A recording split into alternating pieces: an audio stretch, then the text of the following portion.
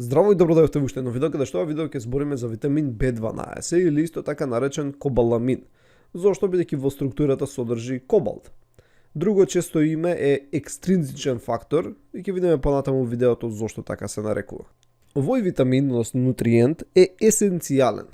Односно, ние не можеме да го произведеме и се произведува од страна на некои бактерии. Значи има најразлични видови на бактерии, некои го произведуваат аеробно, некои анаеробно. Така што ние мораме да го внесеме од надворешни извори. Сега, ова не важи за сите животни, например тревопасните животни ги имаат тие бактерии во нивните стомаци и тие бактерии прават B12 кои што го абсорбираат. И ние имаме дел од тие бактерии во дебелото црево, но проблемот е што абсорбцијата на овој витамин се случува во тенкото црево, а дебелото црево е после тенкото, така што иако го произведуваме не можеме да го абсорбираме, но сепак тие се мали количини. На растенијата изгледа не им е потребен, бидејќи не го сретнуваме во растенија, иако има теорија дека не го сретнуваме бидејќи дел од хемиските врски во B12 се фотолабилни, така што се деградираат од сончевата светлина, но сепак. Сега, поради се ова, тоа значи дека, да, како што спомнав, мора да го внесуваме од надворешни извори.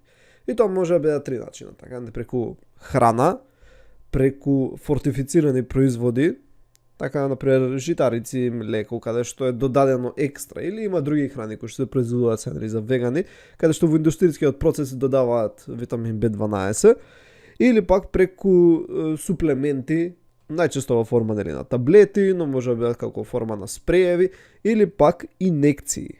Сега, во однос на храна, B12 е скоро ексклузивно застапен во животински продукти. Најмногу го има во школки, така и во хепар, односно црн дроп, односно джигер, бидејќи иако е хидросолубилен витамин, се складира во тие органи, така што логично дека го има. Го има и во мускулно ткиво, односно најразлични меса, го има во најразлични морски животни, го има во јајца, во млеко, но во помали количини. Сега, тоа значи дека тие кои што се на веганска исхрана, кои што не внесуваат ни јајца, ни млеко, ни најразлични животни, имаат проблем со внесување на B12, така што мора да скоро да го примаат во форма суплементи или фортифицирани храни. Иако пронајдени се некои растенија, некои алги, форми на печурки кои што се многу поретки, кои што содржат некои мали количини на B12, но тие се повеќе аналози, хемиски гледано, и не сме сигурни колку се биоактивни во организмот, бидејќи не е истата баш форма. Возможно е и како форма на веган да се внесе, преку јадење на храна која не е добро измиена, бидејќи сепак може да има од овие бактерии да направат мала количина, или пак органска храна, органски растенија кои што биле, нели, како ѓубриво било ставано фецесот, нели, сточен добиток, кој што, нели, во фецесот има B12. Така и сега ако не го измиеш ти растенијето убаво кога јадеш дома тоа патлиџан или што и да е, има маци од фецесот, можеш да несеш B12 или има мала количина во самото растение пред да се деградира, но сепак тоа е занемарливо. Поради тоа викаме дека се наоѓа ексклузивно во храни со животинско потекло. Еве овде имаме една табела со најразлична содржина во различни продукти, еве например во хепар, односно джигер, има толку и толку микрограми на 100 грама продукт, во пилешко месо, во јајца, во млечни производи и така натаму и така. Колку се дневните потреби, па се релативно мали, не знам зашто овде иначе го пришале како МЦГ, тоа треба да биде микрограми, но окей. За возрастни, например, тука пишува 2,0, но на многу други места сретнав 2,4, додека за деца е малце помалце, додека за бремени жени е повеќе. Океј, бидејќи е потребно за наредни процеси, првзени со ДНА, така ако има фетус, битно е да има повеќе витамин B12. И не само дури бремена жената, него дури и дои, така, бидејќи фетусот, односно бебчето кој ќе се роди, ќе треба да го прима B12 преку млекото од мајката, така што потребни се поголеми количини. Сега тие 2,4 микрограми, иако е мала количина, убаво е да се земаат распоредени да бидат низ денот, бидејќи рецепторите, кои што се главни за апсорбција на овој витамин, ќе видиме како се тоа се случува, брзо се заситуваат и убаво е да има околу 4 до 6 сата помеѓу различните оброци кои што содржат B12 за максимално апсорбирање, Но мислам дека не треба толку да се замарате, бидејќи сепак има залихи во хепарот кои што траат од 3 до 5 години. И поради тоа, например, некој кој ќе стане веган и не знае за B12, не го суплементира со ништо, првите неколку години ќе биде добар, бидејќи сепак има залихи, се дека тие не се потрошат.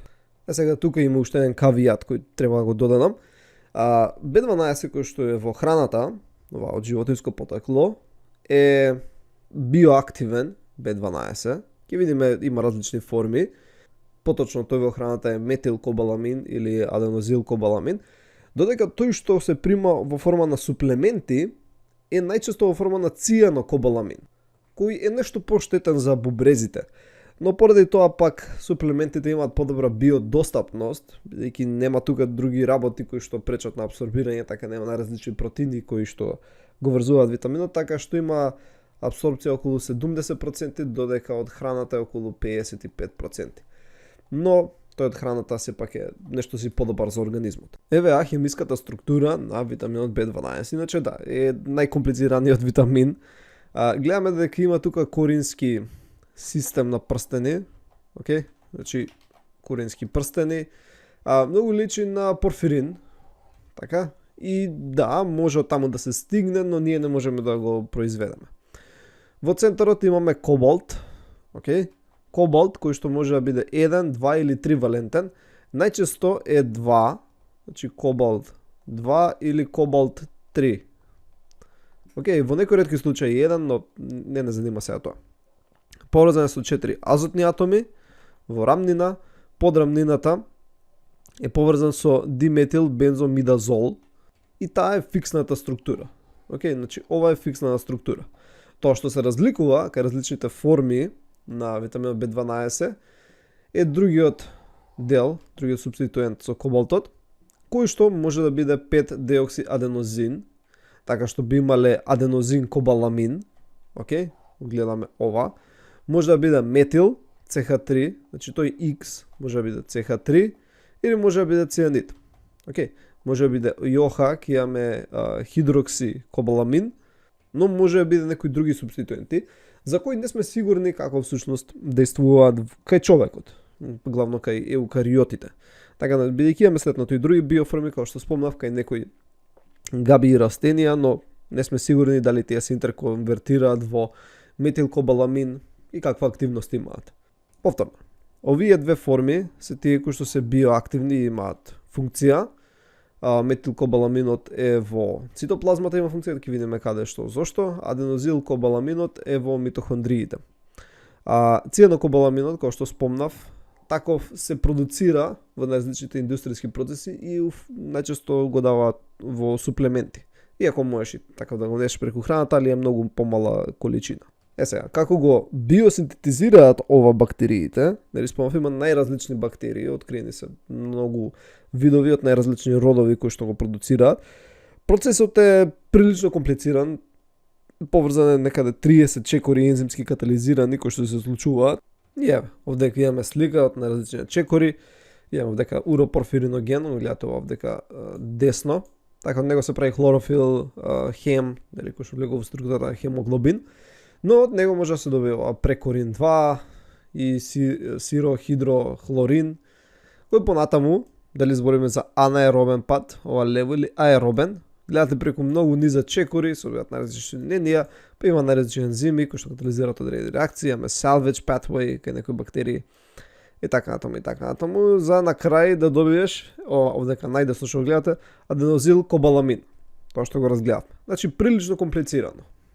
Еве, дури тука има еден научен труд со повеќе детали за како се всушност сиде.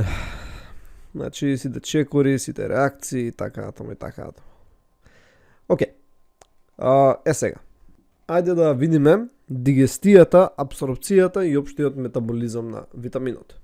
Во ред, да започнеме. Значи, првин ја внесуваш храната во устата, така? Таму, нели ќе мацерираш, така ќе биде обработен од најразлични ензими кои што ги имаш во устата, се ослободуваат нели од плунковите жлезди, субмандибуларни, сублингвални, паратоидни, има одредено pH, ја вртиш и така натаму. Значи се врши некаква обработка на храната.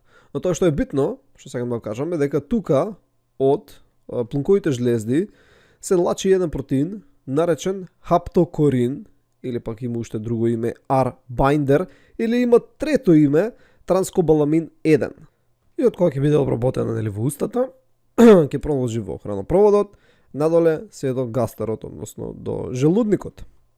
Тука кога ќе пристигне храната, се уште е на помалечки парчиња, да, и внатре во протеините на храната е се уште заробен B12. Но во гастерот имаме на различни протеолитички ензими, значи имаме пепсин од Schiff cells, кој што се лачи, имаме ниско pH, бидејќи се лачи HCl од страна на париеталните клетки. И сега во оваа средина со ниско pH и на различни протеолитички ензими, храната ќе се доразгради на уште помали делови. Така што B12, кој што се наоѓал во храната, ќе се ослободи од сите протеини и шеќери така со кој е поврзан, окей? И ќе го имаме во нешто си послободна форма. Кој е во таква послободна форма може да се врзе со хаптокоринот. Така, значи хаптокоринот, односно транскобаламин 1, исто нели како што реков беше ослободен од плунковите жлезди, но се ослободува и од некои други клетки овдека во гастерот. И сега B12, кој ќе обележаме со портокалова боја, че ова е B12, ќе се врзе со хаптокоринот, кој што нели реков беше ослободен во плунковите жлезди, или ќе го наречам транскобаламин 1. Ќе видите зошто понатаму ќе ви биде полесно. И ова е подпомогнато ниското pH, бидејќи ниско pH го зголемува афинитетот на транскобаламин 1 за B12. Океј, сега го прават овој комплекс. Во исто време, од париеталните клетки се ослободува уште еден протеин, наречен интринзичен фактор. Ќе обележиме со ваква некоја форма, значи ова е IF, интринзичен фактор. И ова е протеин кој што исто така сака да го врзе B12, но проблемот е дека при ниско pH афинитетот не е толку добар. Океј, и овдека има доволно транскобаламин, така што најчесто во таа битка ќе победи транскобаламинот. И B12 ќе се врзе со транскобаламин, а нема да се врзе со интринзичниот фактор. Океј, но овој протеин си останува во гастерот и овие работи понатаму продолжуваат во дуоденумот. Тука сега настапува панкреасот. Панкреасот лачи најразлични работи во дуоденумот, предизвикува поалкална средина, значи го зголемува pH, океј, лачи амилази, најразлични протеази и при тоа се разградува транскобаламинот 1. Океј, бидејќи го имавме комплексот, така B12 со транскобаламин 1 и тоа се разградува. Океј, се разградува транскобаламин 1 и B12 сега повторно е слободен. Сега, го имавме тука и интринзичниот фактор, кој што не е до толку разграден под дејство на овие протеази и сега бидејќи се качи pH, се менува афинитетот. Интринзичниот фактор при повисоко pH, неутрално, али не прекисело, како што беше во гастерот, има поголем афинитет. Така што B12 сега се поврзува со интринзичниот фактор. Значи B12 се поврзува со интринзичниот фактор и градат комплекс. И формирањето во овој комплекс е битно за понатамошната апсорпција. Сега го скокаме малце јенумот и стигаме до илеумот. Илеумот, односно крајниот дел нели од тенкот од црево, е каде што се врши апсорпцијата на овој комплекс, односно апсорпцијата на витамин B12. Значи тука има клетки кои што имаат соодветни рецептори за овој комплекс. Значи интринзичен фактор заедно со витаминот B12. Значи наречени се кубам рецептори, кои што се составени од кубулин, кој што е тој што го препознава комплексот, и амниолез кој што помага во процесот на ендоцитоза. Океј? Бидејќи кога се произведе комплекс, треба да се внесе внатре во овие клетки. Околу, сега дополнително за да се случи апсорпција, потребно е неутрално pH и присуство на калциум иони. Но тоа сепак ќе го има. Тие се релативно чести овдека во оваа средина ќе биде неутрално pH-то и ќе има присуство на калциум иони, во голем дел од исхраната има калциум. И при овие услови, овој комплекс ќе се поврзе со кубам рецепторите, ќе биде ендоцитиран внатре во клетката, тука под дејства протеази ќе биде деградиран интринзичниот фактор, така што тоа што ќе остане е само витаминот B12 и преку еден канал, така, тука вака ќе обележиме, се нарекува Multi-Drug Resistant Protein 1 или накратко MRP1, ќе се ослободи во порталниот крвоток. А дека вака ќе бележиме портален крвоток. Океј? Ќе биде ослободен. Сега, кога ќе биде ослободен B12 во порталниот крвоток, вака ќе бележиме, одма ќе биде поврзан од страна на два протеина. Океј? Чај да го направиме дека се движи дека вака по порталниот крвоток и одма е начекан од страна на транскобаламин 1, односно хаптокорин, односно R-binder, тој кој го сретнавме уште на почетокот, така од плунковите жлезди, иако се лачи од други клетки. Или од транскобаламин 2, односно имаме друг играч. Сега во оваа средина, околу 80% од B12 се врзува со транскобаламин 1, додека 20% се врзува со транскобаламин 2. Тој кој што се врзува со транскобаламин 1 е метаболички неактивен, да речеме, иако си има улога, ќе видиме зошто како, и иде главно во хепарот, колку што знаеме. Значи се користи во форма на складирање, бидејќи нели рековме во хепарот имаме складирање на витамин B12 и тие складишта траат околу 3 до 5 години. Мислам полека, нели. Ем што се троши, се излачува преку жолчка, преку екстрахепаталниот екстрахепаталната циркулација и дел се реабсорбира пак од кај илеумот, но тоа сега не нас занима. Значи, овие 80% со транскобаламин 1 одат во хепарот, додека останатите 20% одат во сите други ткива. Значи, секаде кај што има клетки, кај што потребна ДНК синтеза, има соодветни рецептори, ќе видиме што како, каде што иде комплексот транскобаламин 2 со витаминот B12. И тука имаме всушност како иде процесот, значи сијан низ циркулацијата, се поврзува со рецептор CD320 и се врши процес на ендоцитоза, се внесува витаминот B12, транскобаламин 2 се деградира, се транспортира преку везикули кои што имаат ABCD4 и LMBD1 протеински маркери на нив, небитно е, така знае цитоскелетот кај да ги носи везикулите. Дел од B12 се ослободува во цитоплазмата, односно поточно во цитосолот, но не е битно, додека другиот дел иде во митохондриите. И тука има некои нуанси, но не се до толку битни. Сега понатаму ќе ги видиме физиолошките функции, односно зашто се служи витамин B12, што прави внатре во клетките, што прави во цитоплазмата, што прави во митохондриите. Инаку само да спомнам, да, ова е главниот начин на кој се дигестира или абсорбира витамин B12, иако многу мал процент сушност се абсорбира преку проста дифузија, така низ мукозните мембрани. Дел се случува во устната празнина, дел низ целиот гастроинтестинален тракт. Околу 1 до 2% значи се абсорбира и преку мукозни мембрани, но тоа е занемарливо. Океј, ајде сега да преминеме на следниот дел. Витаминот B12 всушност има две физиолошки функции, има трета која е спорна, односно учествува како коензим, односно како фактор во функционирањето на два ензима. А понатаму тоа се има каскадни последици на многу други процеси, но главната идеја е таа, дека учествува врз функционирањето на два ензима. Значи го имаме B12 од исхраната, се врзува со хаптокорин, стомакот, па со интризничен фактор во тенкото црево, па во крвта се врзува со транскобаламин 2 или транскобаламин 1, со транскобаламин 1 иде во хепарот, транскобаламин 2 иде во сите други ткива. Сега кој е врзан со транскобаламин 2, тоа се нарекува холотранскобаламин, бидејќи кога не е врзан е апотранскобаламин.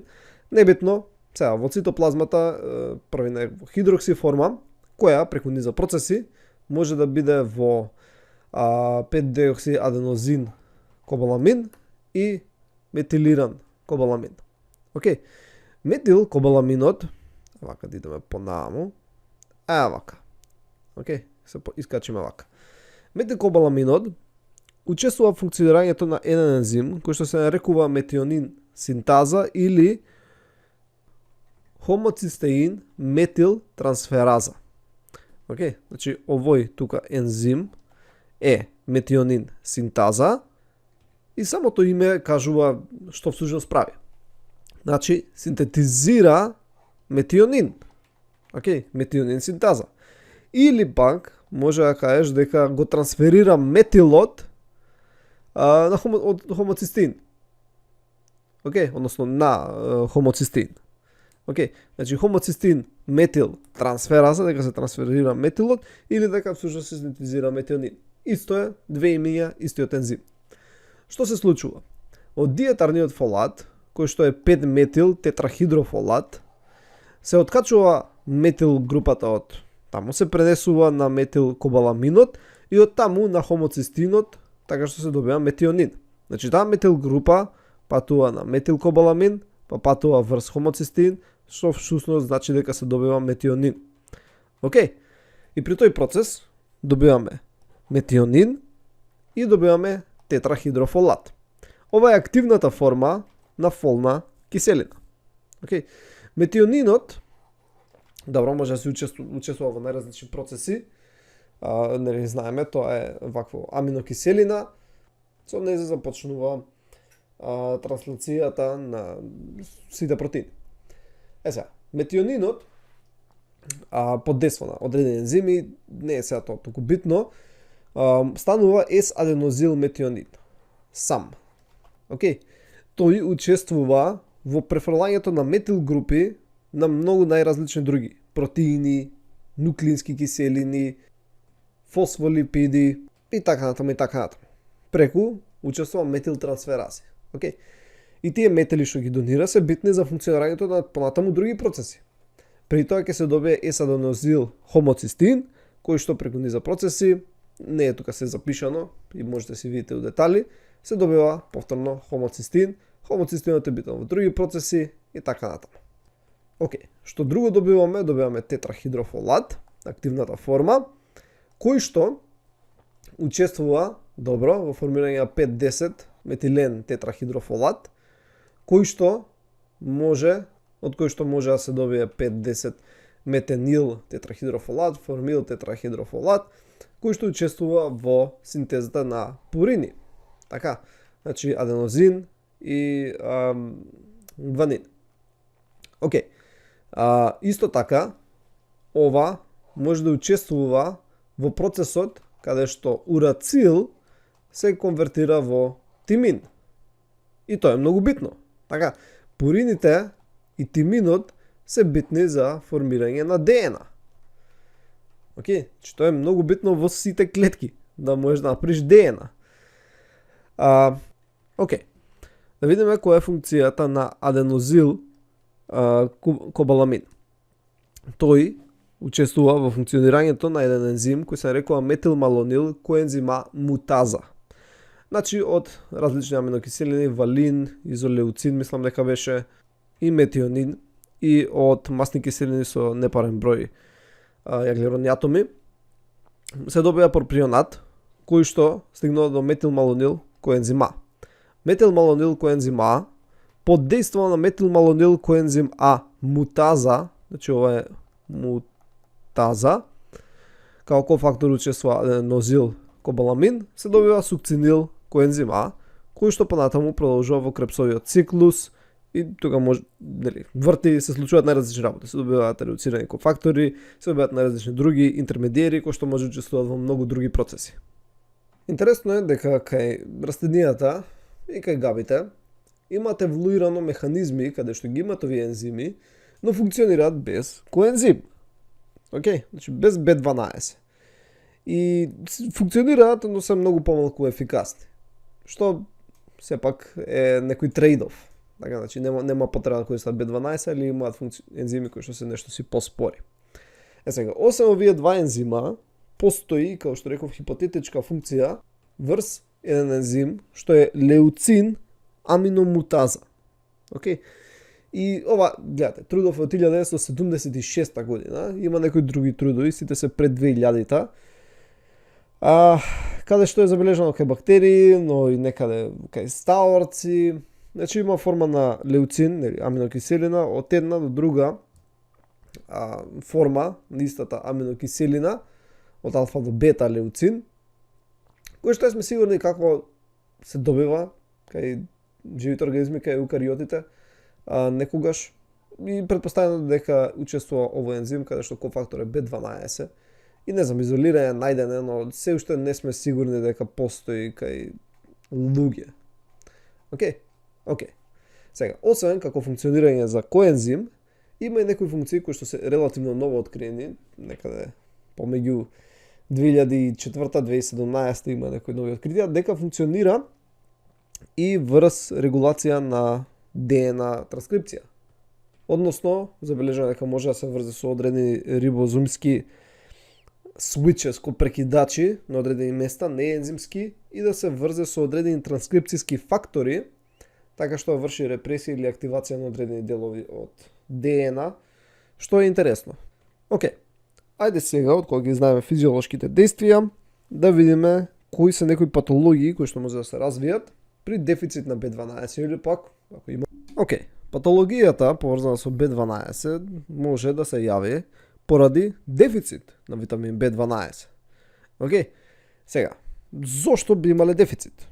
Една од причините е дека има некоја генетска компонента, нарушена е функцијата на некои си од протеините во целата дигестија, абсорпција или функционирање, каде што ти можеби немаш дефицит на B12, али ако например не може да влезе во клетките, така има нарушен рецептор CD320 што го видовме за абсорбирање во сите ткива што се околу, исто како да имаш дефицит. Така, или некој протеин натаму во каскадата. Значи може да бидат генетски причини. Така, значи вродени генетски. И зависно кој протеин, нели, е нарушен во целта оваа дигестија, абсорпција и метаболизам, ќе има различни симптоми, но тие може да се добијат по логичен пат, разгледувајќи ги останатите сега што ќе ги видиме. Друга причина може да биде дека не се внесува преку исхрана. Така, значи храна. Сега, ова е најчесто проблем кај, како што спомнав, вегани, бидејќи го има B12 главно во храна со животинско потекло и најголем дел од луѓето не знаат дека треба да го суплементираат. Односно некој ако станува веган и прочитал убаво ќе знае, но треба да се суплементира со цел да се внесе доволно. И особено треба да се внимава кај бебиња, бидејќи они внесуваат храна преку млекото на мајката ако не примат формула. И ако мајката е дефициентна у B12, ќе биде и детето.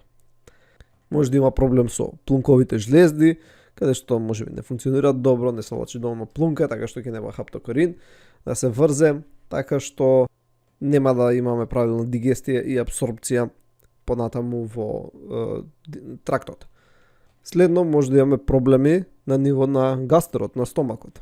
Значи кај луѓе кои што биле многу обезни или биле на операција каде што им се крати желудникот, може да имаат проблем. Ако има помал желудник.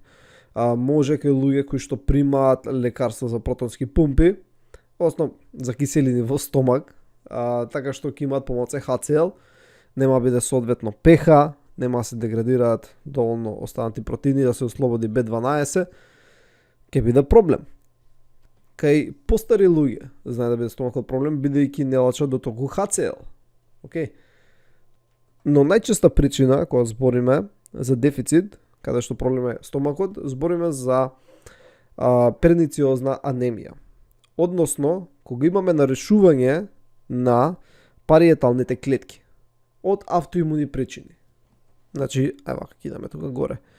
Ако имуниот систем ги нападне овие париетални клетки и ги немаме, нема да се лачи интринзичен фактор и тоа понатаму ќе представува проблем. Значи, во тој случај, ако имуниот систем ги уништува овие париетални клетки, збориме за пернициозна анемија. Иначе ќе биде мегалобластна анемија, ако се оштета и поради други причини. Следно, проблем може да биде панкреасот. При акутен панкреатитис. Али во тој случај не е B12 проблем ти е панкреасот. Но ако не се лачат соодветни протеази, амилази, соодветни други соли и работи кои што го покачуваат pH, ќе биде проблем дигестијата и абсорпцијата. Може да биде проблем тенкото црево, поточно илеумот,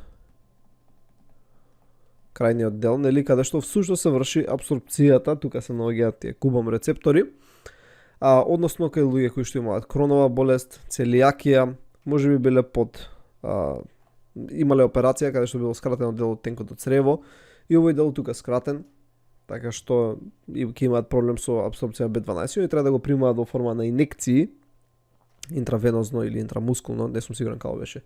Али за да се заобиколи целиот процес на дигестија и апсорбција.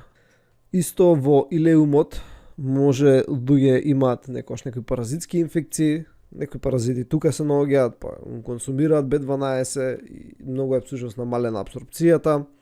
Кај луѓе кои што примаат антибиотици, може да биде нарушена цревната флора, па да има некои бактерии кои што конзумираат пред тоа.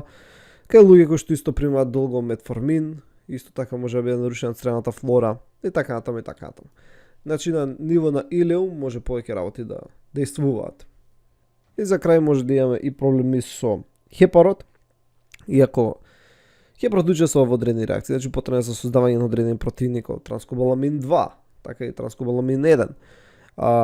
И едноставно таму е депото. Така иначе ќе треба постојано внесуваш B12 секој ден, социјално не станеш дефициентен. Кај луѓе кои што, например, можеби имаат хепатитис вирален или пак од алкохол, може да биде нарушена функцијата на хепарот и да се јави симптоми на дефицит на B12. Океј. Кои се симптомите? Значи, нема ептен карактеристични симптоми, има симптоми на анемија, односно пациентите може да бидат бледи, без енергија, така значи флегматични, им се спие, имаат парестези,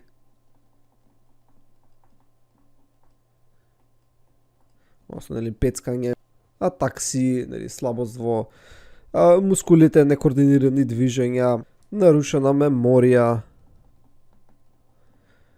поспоро зараснување на рани и на други видови повреди.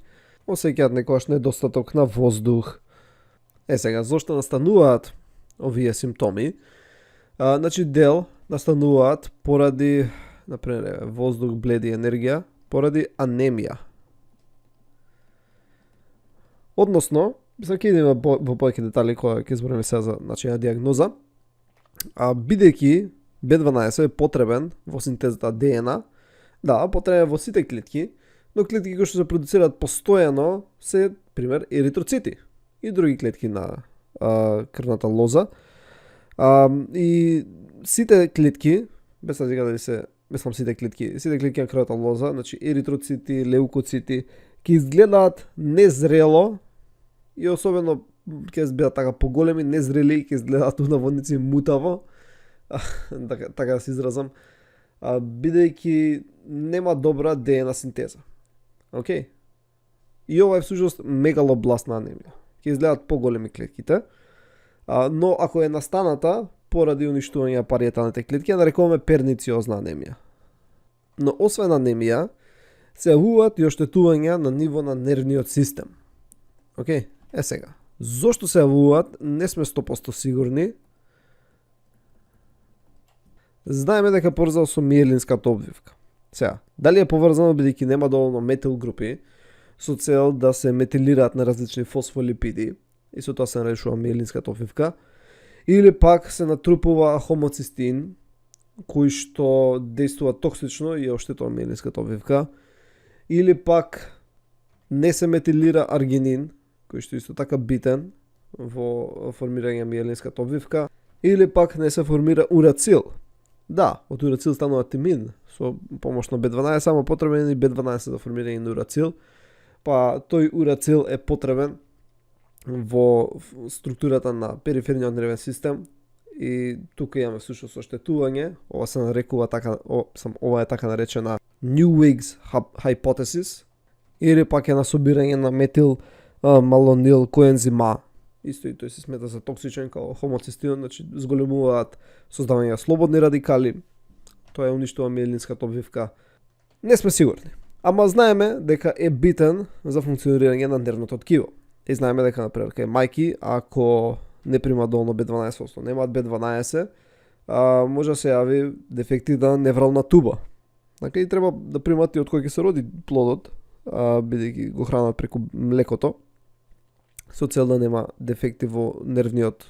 Ево дека имаме еден труд како е поврзана B12 со neural tube defects, поврзана со кардиоваскуларниот систем, со когнитивно деклайн, остеопороза, старење, депресија, добро поврзано со метформин, со диабетис и така натаму. Има други цели студии, овдека например цела студија за B12, главно на ефектите со нервниот систем и така натаму и така натаму. Во однос на поставување диагнозата, да, освен што ќе се видат симптомите и како изгледа пациентот, потреба да се направи некои лабораториски истражувања. Океј, значи може да се направи complete blood count, односно да се види колку има еритроцити, колку се големи, така МЦВ-то, значи ќе треба да бидат поголеми, ќе има помалце еритроцити, хемоглобинот ќе биде опаднат, хематокритот ќе биде опаднат, RDW, односно колку се разликуваат едни еритроцити од други. Обично во раните фази ова ќе се биде зголемено, бидејќи ќе се појават големи еритроцити и ќе има многу разликување, ќе има многу мали, ќе има големи и така натаму. Platelets, тие ќе опаднат, можно да се направи и мануелна диференцијална, каде што ќе се гледа под микроскоп, ова е убаво да гледа хематолог, кој што може да постави диагноза. Значи ќе види поголеми еритроцити, значи има мегалобластна анемија, ако е нели повторно од автоимунни причинители, ако се нападнати париеталните клетки, збориме за пернициозна анемија. Белите крвни клетки ќе има помалце, но од овие гранулоцитите ќе бидат хиперсегментирани. Значи они имаат сегментирани јадра, ама ќе бидат хиперсегментирани. Ќе имаат многу јадра. Односно тоа е едно јадро нели на сегменти. Во однос на серумски анализи може да направиме анализа на B12. Сега, може тука да се мери тотален B12 или да се мери холотранскобаламин. Сега, холотранскобаламин е активната форма, тој кој е врзан со транскобаламин 2. И ова е битно, бидејќи, например, некој пациент може да има нормален B12 и ќе речеш, супер, има нормален B12, има симптоми. Тоа е бидејќи можеби има некаде нарушување во синџирот, така што можеби не влегува во ткивата и во клетките. Нема CD320 можеби или нешто друго се случува. Има најразлични вродени заболувања, каде што фалат одредени протеини или е нарушена функцијата. Каде што ќе има нормални B12, а пак има симптоми. Океј, можеби има некаде другде проблем во синџирот. Така што сега некои лаборатории прават тоа, некои тоа. Треба да се праша, ако сакаш да преш некој лабораторија B12, кој го прават тотален или холотранскобаламин. Хомоцистин. Хомоцистин ќе биде покачен ако има дефицит на B12. Зошто? Чека се вратиме тука. Гледаме, од хомоцистин се конвертира во метионин.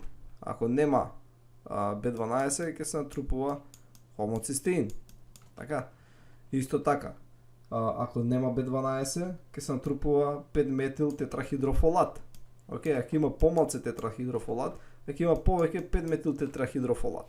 И тоа е битно, че ова се нарекува фолатна замка, бидејќи метил тетрахидрофолатот, 5-метил тетрахидрофолатот, кој што се добива од исхраната, ќе остане заробен на таа форма. И ти всушност не добиваш недоставно на фолат и имаш симптоми како тоа. Сега ова дел тоа може да се ремедира, овие симптоми каде што се дава коактивна форма на фолат, тетрахидрофолат и нешто ќе се помогне, но не е целосно. Океј. Така што може и тоа да се измери. Океј. Тоа е многу битна карактеристика за дефицит на B12, таа фолатна замка. Може да се измери и метилмалонската киселина, односно метилмалонил, коензима, ама таа станува метилмалонска киселина, односно тоа ќе биде зголемено. Така бидејќи нема да преминува во сукцинил. Тетрахидрофолатот. Спомнав, може да се измери одредени антитела дали има против интринзичен фактор, против хаптокурин, против други протеини во целиот синџир, некои за кубам рецепторите и така натаму и така натаму. Значи се тоа може да ни укаже и да се постави диагнозата и да знаеме кај е проблемот, со цел да може правилно да се лекува. Мислам, терапијата е многу лесна, се дава B12. Само дали ја се дава форма на таблети, спреј, инекции, така и колку доза. И тоа беше се за видео. Се надам дека научивте нешто ново, се надевам дека не заборавив нешто, бидејќи имаше доста литература што читав. И така. Ќе се видиме во след... Не спомнав патологија. Патологија за вишок B12. Па нема. Бидејќи не е евидентирана се уште некој да се појави со симптоми од вишок B12, бидејќи е хидросолубилен и да се екскретира преку урината, иако има складирање во црниот дроб, сепак и од таму се екскретира стек на време. Така што освен некои општи симптоми како диареја, гадење и слично, не е евидентирана ексес од витамин B12. Така што тоа е интересно да се знае. Океј. Се гледаме во следното видео. Довидување.